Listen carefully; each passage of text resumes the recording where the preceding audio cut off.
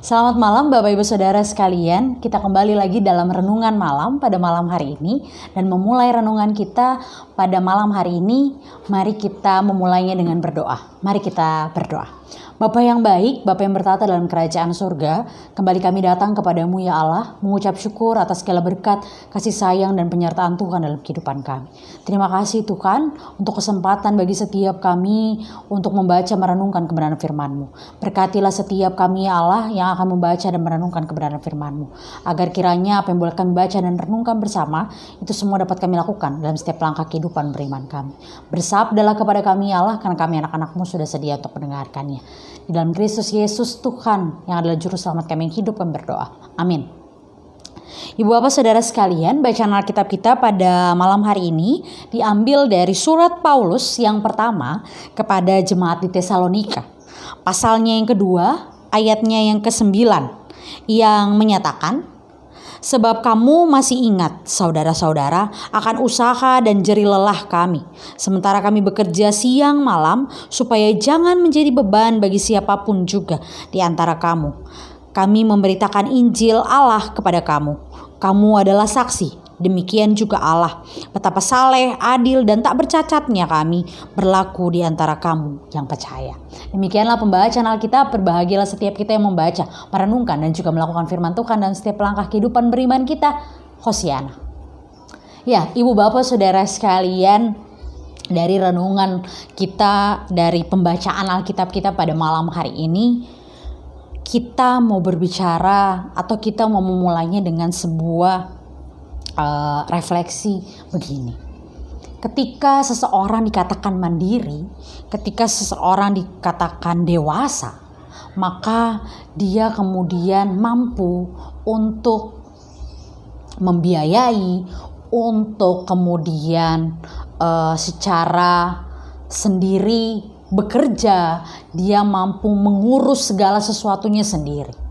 Itu yang menjadi tanda dari sebuah kemandirian atau sebuah kedewasaan. Nah, dalam hal ini, mengapa kita memulai renungan kita dengan sebuah kemandirian atau kedewasaan?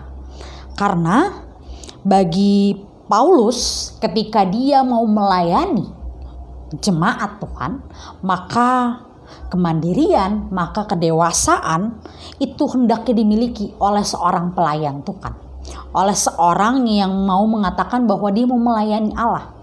Dia harus punya kemandirian, dia harus punya kedewasaan dalam bersikap, dalam bertutur kata, dalam kemudian melakukan apa yang menjadi pekerjaannya, yaitu memberitakan kebenaran firman Tuhan. Menjadi mandiri, menjadi dewasa, itu berarti tidak menjadi beban bagi orang-orang di sekitarnya. Paulus menjadi teladan. Paulus memberitahukan bahwa ketika dia bekerja, ketika dia melakukan pelayanan, maka dia bekerja siang dan malam, agar kemudian dia tidak menjadi beban bagi jemaat di mana dia melakukan pelayanan. Secara khusus dalam hal ini dia mau memberitahukan ini kepada jemaat di Tesalonika, bahwa ketika dia bekerja siang dan malam, dia mau memberitakan firman Tuhan, dia juga bekerja. Dia juga tidak mau kemudian karena saya seorang pelayan Tuhan, maka segala sesuatunya itu kemudian saya bebankan kepada jemaat saya.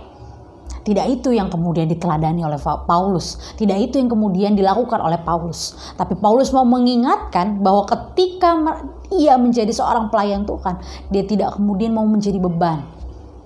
Dia adalah seorang pelayan, orang yang kemudian mandiri, orang yang dewasa, yang mampu menghidupi dirinya sendiri tanpa kemudian menjadi beban bagi orang-orang di sekitarnya. Dan jemaat di Tesalonika menjadi saksi bahwa betapa salehnya kehidupan Paulus dan juga rekan-rekannya. Betapa kemudian adil dan tak bercacatnya mereka ketika mereka melakukan pelayanan. Dan inilah yang hendaknya kita teladani bersama. Ketika kita melakukan pelayanan, ketika kita kemudian dikatakan menjadi seorang yang mandiri, kiranya kita tidak menjadi beban, kita tidak menjadi benalu, kita tidak kemudian menjadi menuntut bahwa oh ini hak saya, oh ini kewajiban yang harus dituruti, begitu. Tapi ketika kita mau melakukan yang terbaik, maka percayalah berkat Tuhan akan senantiasa tercurah. Kita tidak menjadi beban bagi orang lain, tapi kita dengan berkat dari Tuhan dapat menjalani kehidupan. Karena kita menjadi orang-orang yang dewasa, orang-orang yang mandiri, yang mampu mengurus diri kita sendiri dan tidak menjadi beban bagi orang lain. Di Minggu Prapaskah ini, Ibu Bapak Saudara sekalian, setiap kita mau diingatkan, setiap kita mau ditegur oleh firman Tuhan, setiap kita mau disadarkan untuk mengintrospeksi diri kita kembali. Sudahkah kita menjadi orang-orang yang mandiri? Menjadi orang-orang yang dewasa ketika kita melakukan pelayanan, melakukan pekerjaan.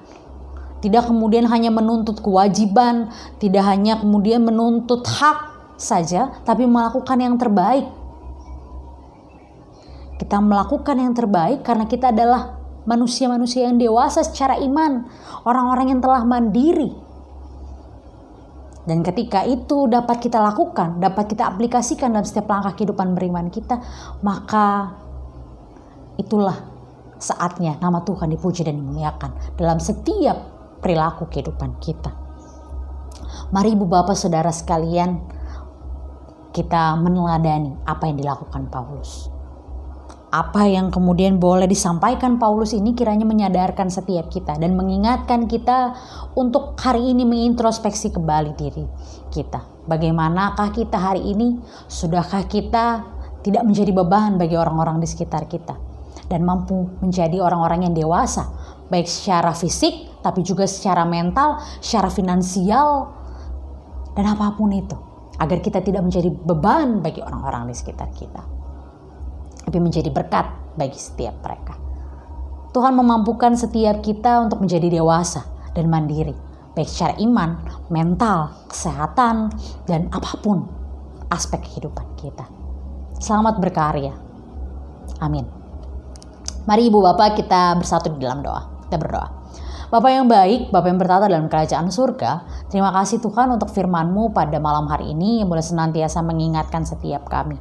Untuk tidak kemudian menjadi beban bagi orang-orang di sekitar kami. Untuk senantiasa menjadi berkat bagi orang-orang di sekitar kami. Dan kemudian boleh senantiasa berkarya secara mandiri dan dewasa. Untuk melayani pelayanan, untuk melakukan pekerjaan dan apapun tugas tanggung jawab kami di dunia ini. Terima kasih Tuhan untuk firman-Mu. Berkati setiap kami dalam aktivitas kami selanjutnya. Ini doa dan syukur yang kami panjatkan kepadamu. Di dalam nama anak-Mu yang terkasih Tuhan kami Yesus Kristus, kami telah berdoa dan mengucap syukur. Amin.